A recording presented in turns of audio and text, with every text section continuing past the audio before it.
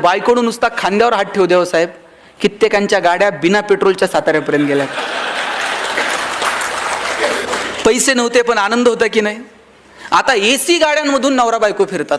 नवरा तिकडच्या खिडकीतनं तिकडं बघतो, बायको इकडच्या खिडकीतनं इकडं बघते. ड्रायव्हर मधल्या आरशातनं दोघांकडे बघत असतो. हे बोलत का नाही?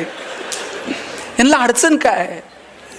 साधनं वाढत गेली पण आनंद मात्र होरपळून गेला. तुम्ही बघा, शिर्डीला वगैरे अनेक लोक येतात, साईबाबांच्या पेटीमध्ये पैसे टाकतात.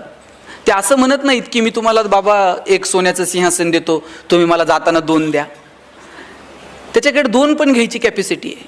पण हे बाबांना काय म्हणते माहिती आहे का? बाबा मी एवढे पैसे टाकलेत, रात्रीची झोप येऊ दे म्हणते मला. कित्येकांना झोप नाही आहे रात्रीची. आमच्याकडे एकाला झोप येत नव्हती, त्यानं सगळे डॉक्टर केले पण झोप काही आहे ना. डॉक्टरला म्हणलं डॉक्टर काही करा, पण डॉक्टर म्हणले बाबा माझे इलाज संपले, तू आणखी दुसरा डॉक्टर बघ. कंटाळला आणि घरी निघाला होता आणि रस्त्याला एक महाराज बसलेले होते. महाराजांचे जाऊन पाय धरले. महाराज म्हणले तुला झोप येत नाही, मी काय करू बाबा? नाही म्हणला सगळे डॉक्टर झाले, महाराज काहीतरी उपाय सांगा. महाराज म्हणले आता कुठे याच्या नादी लागता? महाराज म्हणले एक काम कर, ज्याला झोप लागते त्याचा शर्ट घालून झोप म्हणले.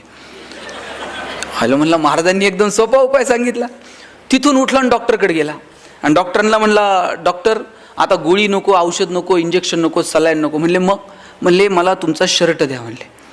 म्हणले शर्ट बावळट आहे का तुझं? ते म्हणले अहो मला महाराजांनी सांगितलंय ज्याला झोप लागती त्याचा शर्ट घालून झोपत जा. डॉक्टर म्हणले तुला कुणी सांगितलं मला झोप येते नीट म्हणून? हॉस्पिटल बांधायला कोटीत कर्ज काढलंय, बँकेचा हप्ता जवळ आला का गरज नसताना पेशंट ॲडमिट करावं लागतंय, गरज नसताना सलाईन लावावं लागतंय, त्याच्यात मेहुण्याला मेडिकल टाकून दिलंय. ते मेहुण्यालाच द्यावं लागतं साहेब, अलिखित नियम आहे. महिना अखेरला आमची भांडणं वादावधी, अजिबात झोप नाही. उठ म्हणले दोघं मिळून शोधू कुणाला झोप लागते.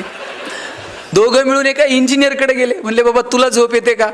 इंजिनियर म्हणला 6 महिने झाले पालिकेत बिल अडकलंय, ह्या टेबल. उठ म्हणले चल. 25 जण गोळा झाले पण एकाला सुद्धा झोप लागत नव्हती. शेवटी एका पुढाऱ्याकडे गेले. म्हणले बाबा तुला तर लागत असेल, आता आमचं दुखणं काय सांगायचं आहे म्हटला कधी कोण मुख्यमंत्री बदलल आणि कधी कोण सत्तेवर येईल आणि कधी कोण गुवाहाटीला जाईल आणि कधी कोणाला तिकीट मिळेल, काही सांगू शकत नाही म्हटला. सगळं काहीच शाश्वत नाही. आमच्या इतकं तर दुःखी आणि संकटात कोण नाही म्हटले. त्यांनी मग साहेब एक करा, तुम्ही आमच्यासोबत चला, आपण शोधू कोणाला झोप लागते. 25 जण गोळा झाले पण एकाला सुद्धा झोप लागत नव्हती. शेवटी सगळेजण दमले आणि एका शेताच्या बांधावर जाऊन बसले.